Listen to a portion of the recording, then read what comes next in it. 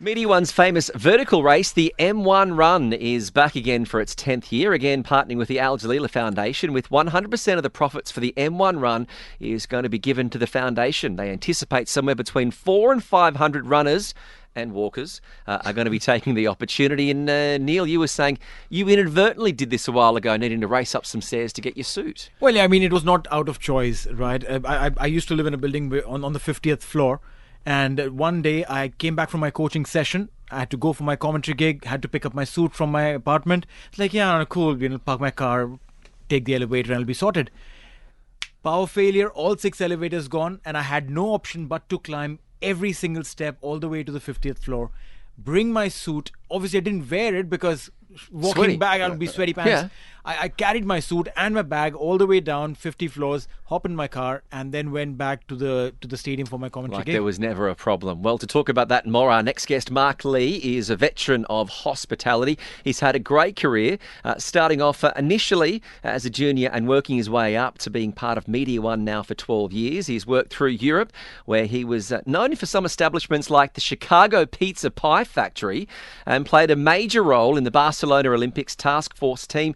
Even when he was here in Dubai, he brought his expertise for the success of the Planet Hollywood, which was the restaurants with, I think it was Arnie, Sly, Jean-Claude Van Damme. We'll get to more of those. Mark Lee from the Media One Hotel. Thank you very much for coming in.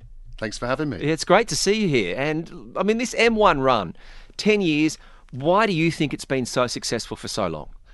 Listen, we 10 years ago, we wanted to introduce a community event, and we wanted to involve the Media One Hotel and Tower.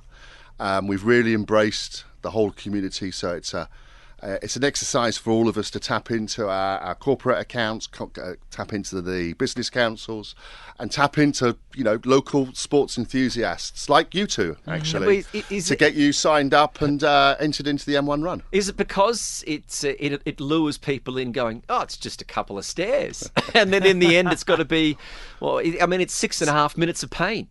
If you're an elite athlete and you can get the world record, it will be 6.5 minutes. Okay. In your case, it 65. might be a little longer.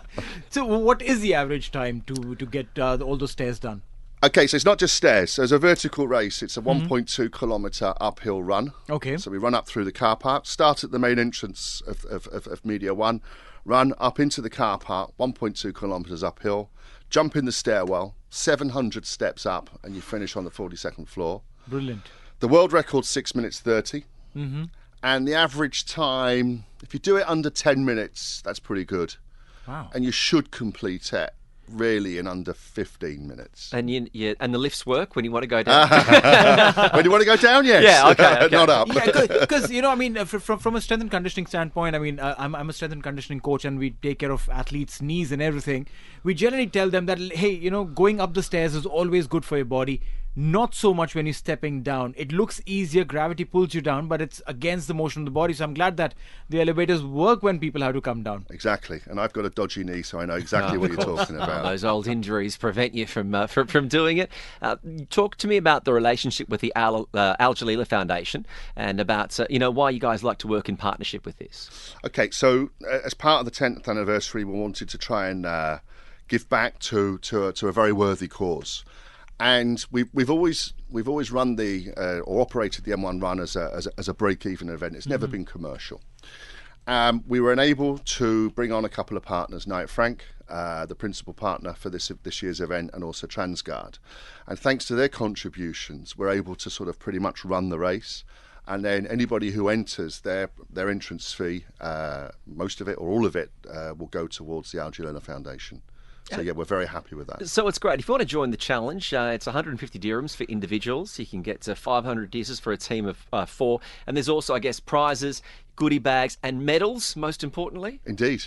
Medals for everyone who successfully completes. Okay. Cash prizes for the fastest male and the fastest female. 4,000 dirhams up for grabs. Well, that's Neil. This is amazing. This is amazing. Now, since we're now not talking business, what are the training methods and tips and tricks?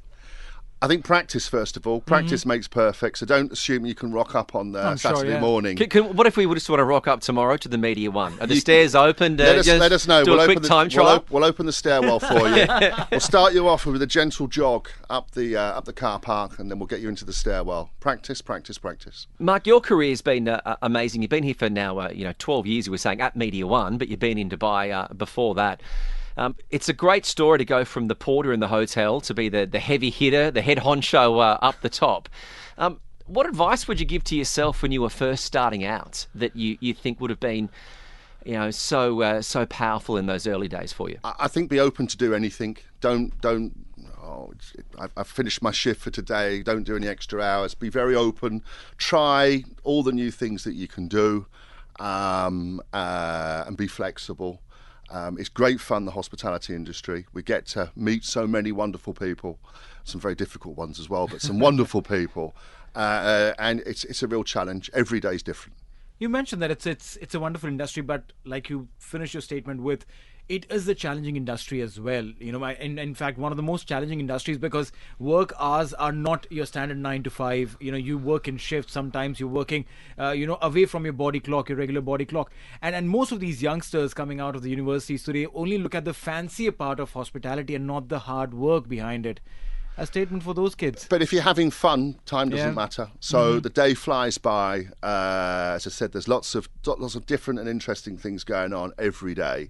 So really, you start in the morning, and before you know it, you're all the way through the afternoon. So it really, you're not clock watching at all. Certainly not where we were. I've got a couple of guys here in the studio who will testify for that. Well, maybe you should have a chat to our producer Pranav, and maybe you can maybe you can help him out.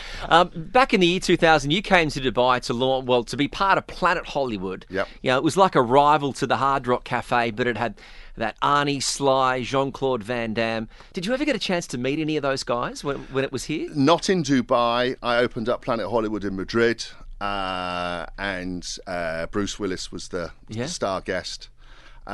We had a pre-party the night before we were due to open, and I completely trashed the place. We then had to repaint everything. Did you remind them it was their venue? Yeah, I know. But I don't think they really cared. But anyway, we repainted everything and got it going for the official opening party the next day. So it was, I'm not showing my age now, Bruce Willis and Wesley Snipes, if I can remember. Oh. It's amazing that the franchise didn't continue on with all that star power. Or do you think that was maybe part of the problem? Too many egos. I don't think the concept really evolved with time. Yeah. The actors were great in their time, but they didn't bring a new group of actors, younger actors through. Okay. And that's really, I think, where perhaps Hard Rock has been a better lasting concept than Planet Hollywood. Yeah, I mean, your career is great. I also wanted to touch on your work during the Chicago Pizza Pie Factory. Now you're winding the clock back. Now, Neil loves pizza. Have you tried the Chicago deep dish? I haven't yet. Which is like an upside down. It's like a deep fried quiche. Something like that. Okay. Well, the funny story is that if you go to the Mall of the Emirates here, and I go the back way in, and it's near I think it's the Marriott Courtyard.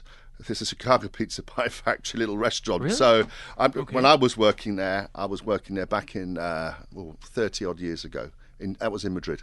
I lived in that hotel for 2 months when I came here before I found a unit, and I never knew that existed. You weren't a Media One? Come on. Well, I did for a little bit, but then it was too expensive for my taste, unfortunately. It's all class, you see. It's all class, Mark. If anyone does want to be involved, the event, the M1 Run for 2024, is going to be taking place. Best place to get involved, hoppersports.com. Is that the best place to get involved? Yep. If you want to register there, you can find all the details about the event, the race, the map, how you can not just do it for yourself, but also get a team together, which is always a much more fun way to do it, isn't it? Yep, definitely. So it's teams of 4, and we take the average time. So each of the four people in the team have to complete the race in its entirety, and we take the average time. I'm definitely not going with my office team.